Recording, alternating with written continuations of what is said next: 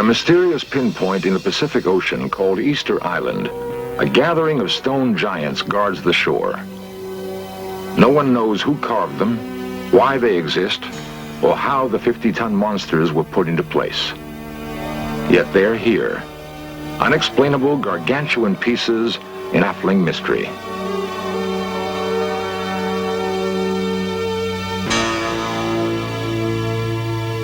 In the jungles of Central America, colossal stone heads were discovered 80 miles from where they were originally carved. Weighing 100 tons, there is no clue as to how they were transported through dense swamp, nor do we know who moved them to this remote jungle.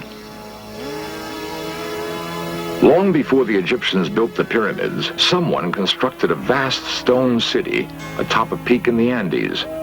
The ruins stand empty and silent. Each carving is a disconnected figure from the past, yet some common origin might join them together. The earth itself bears the portraits of still other giants scratched onto a plateau in California 10,000 years ago. Others were etched with precision into an English hillside long before the building of Stonehenge. The tools to carve and move the giants indicate an advanced technology.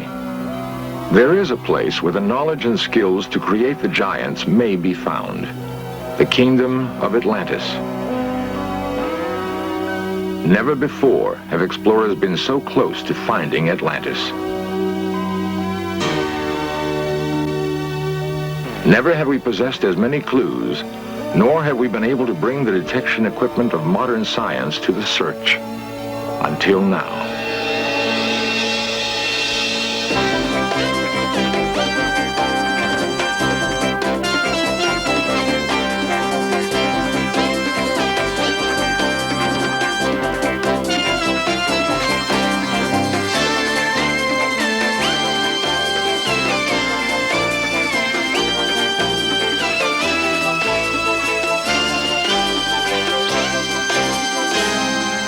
The broken column may be all that remains of an entire civilization blasted apart by an incredible explosion. Atlantis.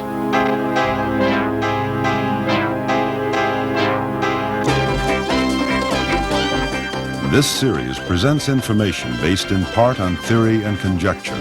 The producer's purpose is to suggest some possible explanations, but not necessarily the only ones, to the mysteries we will examine.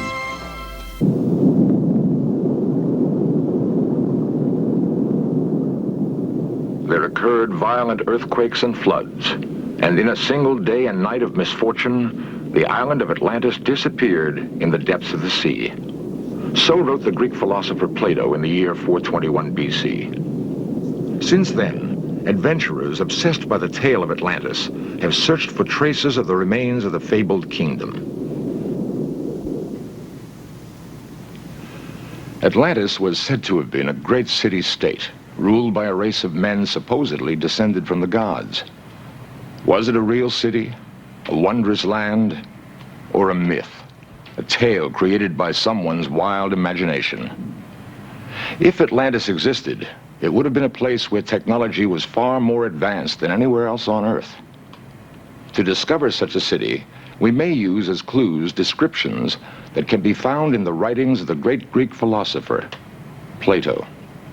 At first, a small Greek island in the Aegean seemed an unlikely place to start the search, for Plato had written of a great and wonderful empire. They had conquered almost all of Africa, he reported, and more than half of Europe.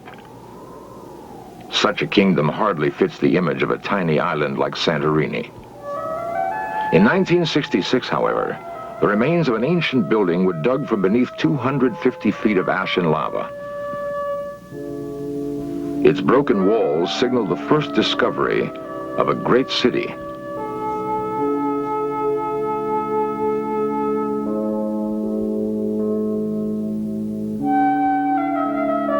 Today, only small villages cling to the Santorini mountainsides.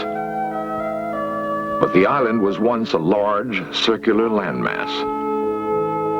3,500 years ago, it was shattered by an incredible volcanic explosion. All that remains is a thin crescent of mountain and a sullen, smoldering volcano that erupts at least twice a century. The volcano that destroyed the island Plato knew as Thera may also have hidden all evidence of Atlantis. In many ways, the ruins are like those found elsewhere in the Aegean, reminiscent of the Minoan civilization. Then, reading Plato and viewing the broken walls and shattered pots, a sudden, chilling discovery is made. These ruins fit Plato's description of Atlantis with an uncanny accuracy. They constructed buildings about them and planted suitable trees, wrote Plato.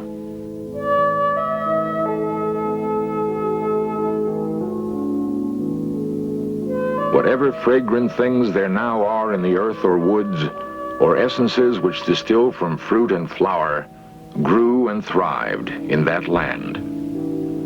They had such an amount of wealth as was never possessed by kings and potentates, and is not likely ever to be again.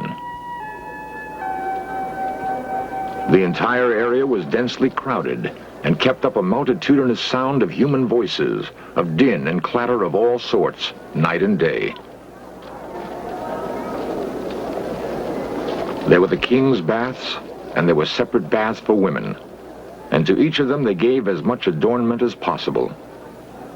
There were many temples built and dedicated to the gods, also gardens and places of exercise. Plato tells us the citizens of Atlantis were skilled engineers, astronomers, and architects.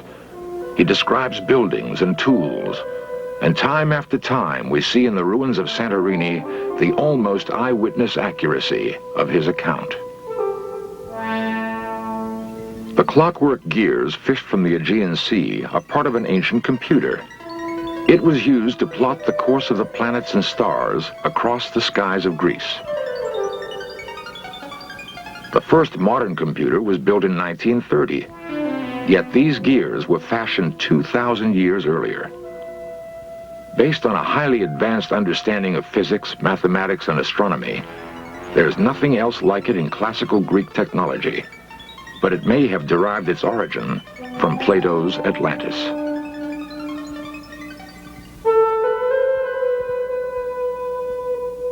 The ruins on Santorini match Plato's description, but one piece of the puzzle refuses to fall into place. Despite the opinion of some experts that here indeed are the remains of Atlantis, Plato himself seems to suggest it lies elsewhere. We must search, he tells us, beyond the Pillars of Hercules. The Pillars of Hercules are today known as the Rock of Gibraltar. Therefore, Santorini, an island in the Aegean east of Gibraltar, could not be Atlantis. It must lie to the west, in the Atlantic Ocean. In a moment, we shall continue our search for Atlantis beneath the oceans, thousands of miles from Plato's ancient Greece. The geography of the Earth is not constant. Dry land was once covered by ocean. What is now seabed was once mountain and forest. The Atlantic Ocean that now separates the Americas from Europe and Africa is so familiar, it's hard to imagine a time when it was not always there. But once, a great landmass stretched over what is now the Atlantic Ocean, bridging the Mediterranean and the Caribbean. Beneath the surface of both of those seas are the broken remains of ancient cities. They may represent the eastern and western ports of Atlantis. The search for the eastern border of Atlantis begins just beyond Gibraltar in the Spanish city of Cadiz. Once a Phoenician port, Cadiz is among the oldest cities in Europe. Here, Dr. Maxine Asher of the Ancient Mediterranean Research Association met Spanish diver Francisco Salazar Casero.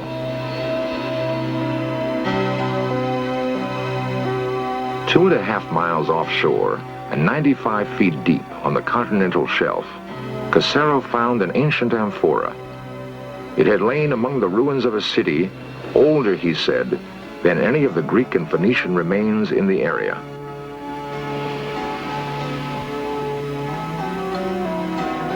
And here, the mystery of Atlantis is complicated by the modern world.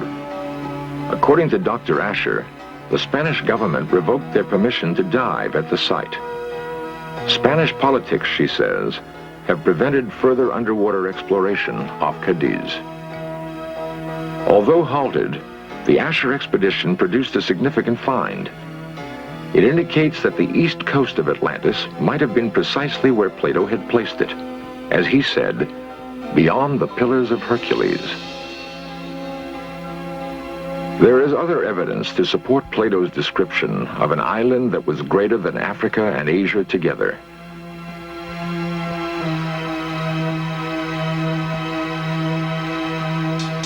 Ancient maps have led geographers to explore the possibility that the Antarctic slowly drifted south in the wake of a massive upheaval.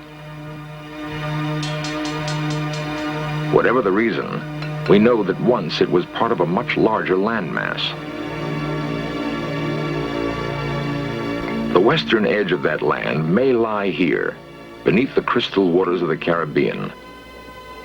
The actual discovery, however, is no more astonishing than the man who predicted its very existence. These strange blocks were first seen in a vision by the most remarkable mystic of all time, Edgar Cayce. Edgar Cayce was known as the Sleeping Prophet. Hundreds of astonishingly accurate predictions are cataloged in the archives of the foundation which bears his name. In 1939, Edgar Cayce predicted the end of World War II and his own death. Both events, he said, would take place in 1945. He was right. He foresaw the freedom of India from England, the death of John Kennedy, and a number of geological changes that are still to take place. Edgar Cayce's most remarkable prophecy, however, concerns a lost kingdom. Geological upheavals, he said, would bring about the rediscovery of Atlantis. Cayce saw Atlantis breaking up into 5 islands. The largest he called Poseidia. And Poseidia will be among the first portions of Atlantis to rise again, expected in 68 or 69. That prediction was made in 1940. In 1967, a pilot flying over the Bahamas sighted a rectangular structure beneath the crystal clear waters. It was precisely where Cayce had said Atlantis would be, under the slime of ages of seawater, near what is known as Bimini, off the coast of Florida. And here they lie, huge white blocks chiseled with incredible precision and covering a large area of ocean bottom. No one knows how they got here 35 feet beneath the sea off the coast of Bimini. But here they are found. 2 possible explanations exist. 1, the stones are the remains of a network of paved roads. 2, they are the tops of huge stone walls that once enclosed the palaces of Atlantis.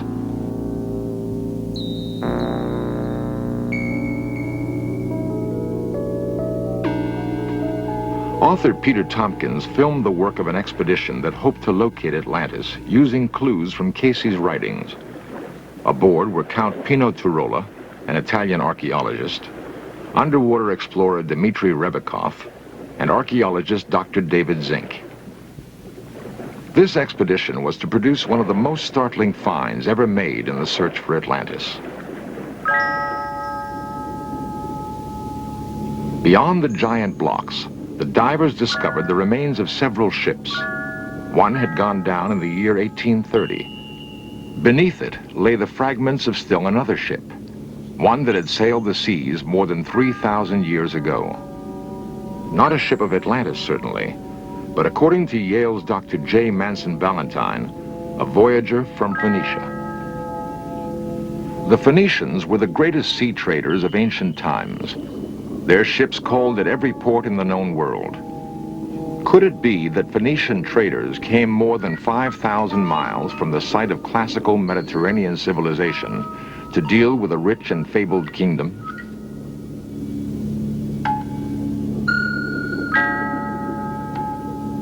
The question posed by the wrecks and the blocks of the Bimini Wall remained unanswered as the expedition continued to explore the waters off Bimini.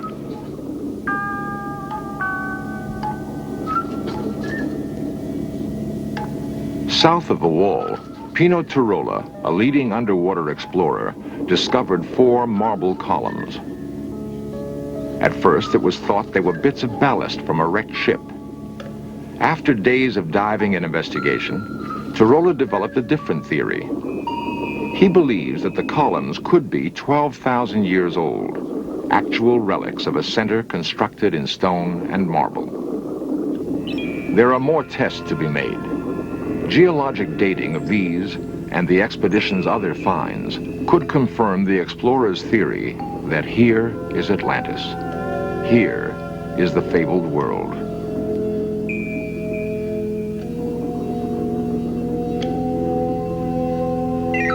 Here, ships may have visited a crowded port. Here, marketplaces may have been filled with the multitudinous sound of human voices that Plato told us about. The din and clatter of all sorts, night and day.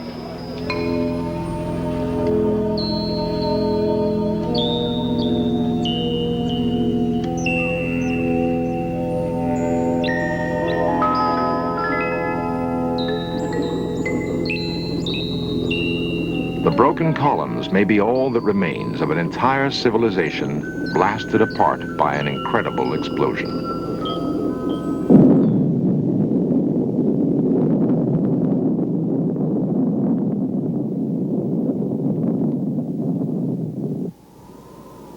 At every one of the sites we have investigated, there are artifacts of a remarkable civilization. But nowhere can we find the remains of the people who once lived in Atlantis. Plato may have explained it when he said the people of Atlantis were warned of impending disaster, and they fled. No one has ever investigated this aspect of Plato's account. But if it is correct, the clues to where the Atlanteans went next may be contained in the giant megaliths that guard the lonely outposts of the world. At Easter Island, atop the Andes at Tiahuanaco, in the jungles of Central America at La Venta, we can find the final clues to the mystery. These monoliths may tell us where the refugees, the engineers, astronomers, and architects fled, carrying the technology and culture of Atlantis. If so, we can begin to understand why the great cultures of the past bear such striking similarities. Egypt, one of the greatest of ancient civilizations, is symbolized by its pyramids. So too does the pyramid mark the ruins of this highly advanced Mayan society. There are other similarities. The Egyptian temple of Amen-Ra at Karnak is aligned with the sun. Only at the time of the summer solstice, the sun strikes the central chamber of the temple, known to the ancient Egyptians as the high room of the sun. 8,000 miles away, in the remote peaks of the Andes, the Inca marked the seasonal solstices with this monument. Using almost the same words as the Egyptians, they called it the hitching post of the sun.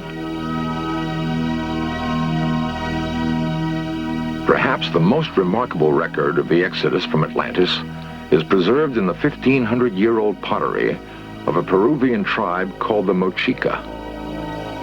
In their vases and utensils, they depicted Orientals and Negroes, Arabs, Indians, Egyptians, and Greeks, people who might have been known to each other in Atlantis.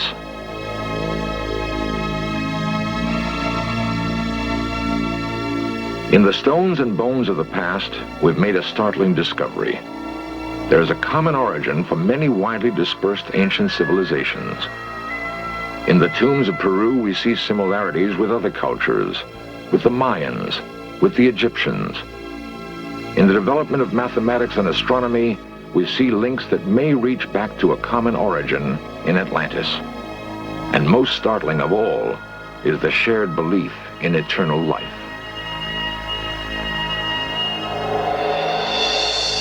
In fragrant linen, buried amidst the treasures of their world, they seek the hereafter, guided by their ancestral traditions. Perhaps their ancestors were the people of Atlantis. We have attempted to piece together the jigsaw puzzle of history that has been scattered by disaster. In so doing, we've found what may be the only remaining traces of the lost kingdom of Atlantis. Of one thing we can be certain: the memory of Atlantis is no myth. It is history. The tale of Atlantis was first told by the priests of Egypt to a Greek poet named Solon. They assured him that the original archive containing the tale of Atlantis still existed. That was 3,000 years ago. In one of his last prophecies, Edgar Cayce said that the archives of Atlantis would one day be revealed in Egypt. Soon, a new expedition will begin the re-exploration of the pyramids of Egypt, searching among the hieroglyphs and tomb paintings for the absolute proof that once, back before the beginnings of history, a marvelously advanced civilization of human beings once ruled the earth from an island continent called Atlantis.